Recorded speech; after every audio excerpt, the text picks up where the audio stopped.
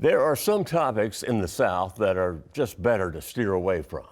We're not talking about politics, religion, football, or even barbecue. It's the way we say things here in the South that can cause some heated debates, even among ourselves. In our next story, Miranda Cohen visits a quaint little place in Lebanon, and no matter how you say it, we will all agree it's delicious.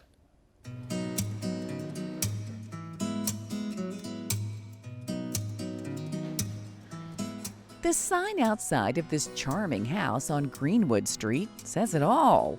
You know exactly what you'll find inside.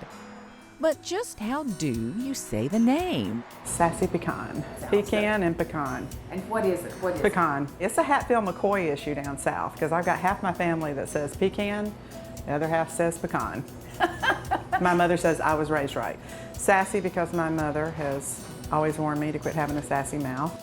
Okay, now that we've got that out of the way, we can talk about the goodies. Kay Small is a Southern girl. She grew up in Georgia, where the pecan is the official state nut. And she had a great mentor when it came to making it taste even better. Because my grandmother, who was a huge influence in our lives growing up, had 3 pecan trees in her yard, along with a beauty salon. And so we spent a lot of time with her baking, picking pecans up in the yard. Kay's mother and grandmother taught her a love of baking with the finest local ingredients, including the plentiful nut. She started out as a home baker, and as a nod to her grandmother, she always wanted to keep the pecan the star of the show. What if we can create a dessert around the pecan? So instead of the pecan just being part of it, what if it was the whole thing? We started with desserts, and we just started making toffee-coated or caramel-coated pecans. And as a result, people were like, oh my God, I love these. You need to get more of these. And I'm like, oh, well, they have this brilliant idea. Why don't we start making candy pecans? Kay's confectionery creations may have started there, but they certainly didn't end with the candied pecans. And her handmade toffee quickly became a hit too. It is the sweet, wonderful toffee that put sweet pecan on the map. Here you can see it is this luscious river of chocolate and caramel. They break it up into these pieces of toffee, and nothing goes to waste. Even the ground up pieces of toffee that break are called the hot mess. We're chopping this stuff up, and I said, Lord, this is such a hot mess. And Rachel looked at me, my daughter, and she goes, that's a great name. That is a great name. I said, okay, we'll trademark it. And Small is one smart cookie when it comes to the business of baking. She trademarked the name Hot Mess and also quickly trademarked the clever name of her big-selling Sticky Doohickeys. Well, candy for sure. We do toffee, we do pecan clusters, which are our version of a turtle. We have Sticky Doohickeys, which are our version of a crispy rice treat. Sticky Doohickeys ready to go out.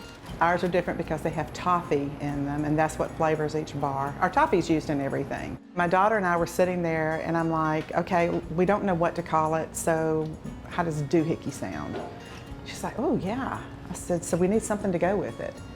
She said, sticky. I mean, literally 5 minutes. I said, that's it. I went and trademarked that thing the same day. Another one of Kay's delicious innovations involves taking a simple idea and making it even better with her own creation called the Sweetie Cake. Sweetie cakes are actually our version of the microwave cake. It took us 8 months to develop that recipe because we wanted it to be a quality product, like a bakery cake, except made in a microwave. The Sassy Pecan started in Watertown and has now moved to this cozy location in Lebanon. Once a private home, the rooms are now filled with elegant antique furniture and china place settings, just like your grandmother's house. One of the beauties of hand-me-downs and that type of thing in families that are really cherished are things that my grandmother used. And so we have some of her china, some of her serving plates. And the walls are adorned with these cherished handwritten recipes that hold secret ingredients and lots of memories. It's so funny because I'll have ladies come in and they'll walk through there and they'll go, oh, I have that same recipe card. It's a fascinating experience because I was not a culinary trained chef. This was just years of cooking with my grandmother and figuring it out as we went along. and you learn.